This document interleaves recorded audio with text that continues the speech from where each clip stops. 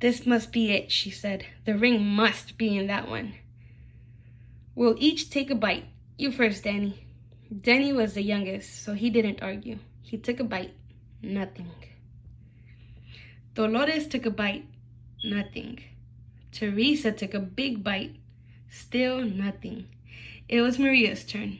She took a deep breath, slowly, gently bit into the last mouthful of tamale. What do you think, boys and girls? Do you think she's gonna find the ring? Nothing.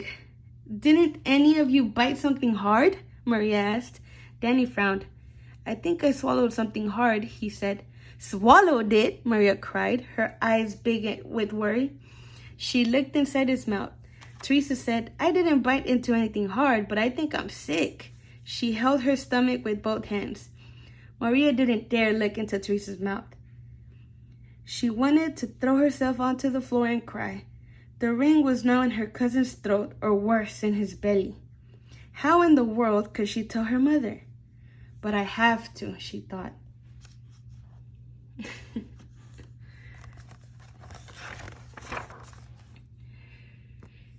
She could feel tears pressing to get out as she walked into the living room where the grown-ups sat talking. They chattered so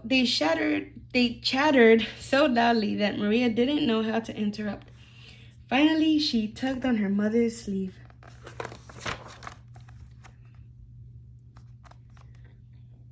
"What's the matter?" her mother asked. She took Maria's hand. "I did something wrong," Maria sobbed. "What?" her mother asked. Maria thought about the beautiful ring that was now sitting inside Danny's belly and got ready to confess. Then she gasped. The ring was on her mother's finger, bright as ever. "The ring!" Maria nearly screamed. Maria's mother scraped off a flake of dried masa. "You were playing with it," she said, smiling gently.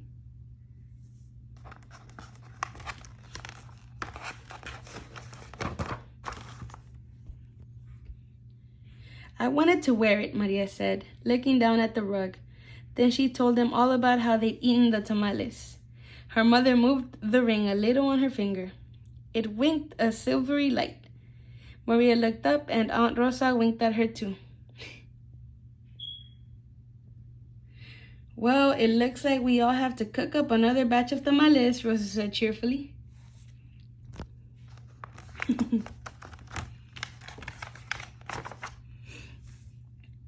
Maria held her full stomach as everyone filed into the kitchen, joking and laughing. At first, she still felt like crying as she netted a great bowl of masa next to Aunt Rosa.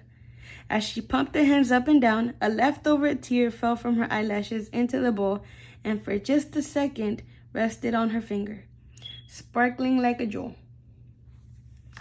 Then Rosa nudged her with her elbow and said, "Hey, niña, it's not so bad. Everyone knows that the second batch of tamales always tastes better than the first, right?" When Dolores, Teresa, and Danny heard that from the other side of the room, they let off a groan the size of 24 tamales.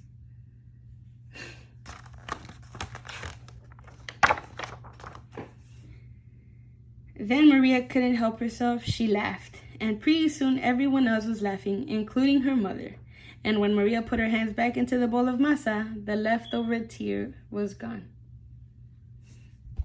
All right, boys and girls. It was such a cute story, right? Okay, so let's talk about the story Too Many Tamales. So I want you to think about it, okay? We're going to discuss the plot elements. So the rising action. So the problem was introduced. So what is our rising action in this story? And the students should be able to tell me, oh, it's when she put her mom's ring and she lost it. Okay, and then the climax. So another student will raise their hand and they'll say, oh, the climax was when they ate the last tamale and the ring wasn't in the tamale anymore. That was the turning point of the story. That's when they were like, oh no. So what happened to the ring? It was the most dramatic part. We were even waiting. We were anticipating to see if the ring was going to be there. as they were taking the bites, I saw all of y'all's faces and y'all were all like, oh, like, is it gonna be there? The falling action. So the story began to slow down and we saw the effects from the climax. So what was the falling action?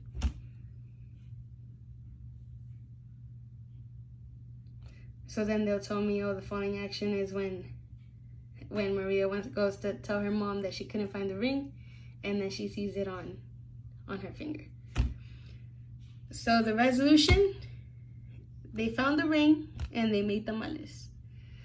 So that's what the students would tell me. But of course, I would not tell them the answer. They would have to like think about it and go towards the book. And of course, if they don't say the right part of the story, then I will not correct them. I will guide them to the right answer. Okay, so back to this. So boys and girls, all right, so now you and I both analyzed the plot elements of Too Many Tamales. So as you may recall, yesterday we also finished reading our chapter book, Frindle, by Andrew Clements. So what I want you to do today is you're gonna analyze the plot elements in Frindle.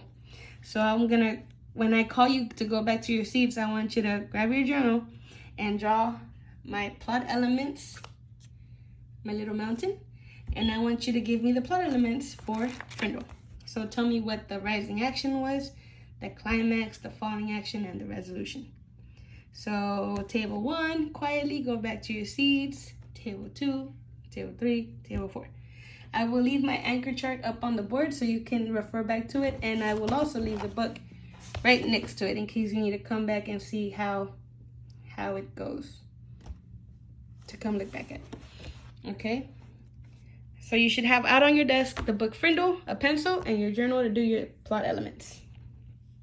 So I will give them like maybe 15 minutes to kind of look through the book and try to find maybe 20, depending. I'll see, and if they're all finished like around the same time, then I'll just kind of see when they're all done. And then to close up the lesson, I will call them back down to the carpet and I will talk about, okay guys, so what makes a great story? And they will answer the plot elements. And then I'll say, okay, well, what are the plot elements? What are our plot elements? And then they'll raise their hand and they'll tell me, oh, the rising action, the climax, the falling action, the resolution. And then I'll ask them to tell me, oh, well, what is the climax? And at what point in my mountain do I see it? And yeah, that's how I'll close out the lesson.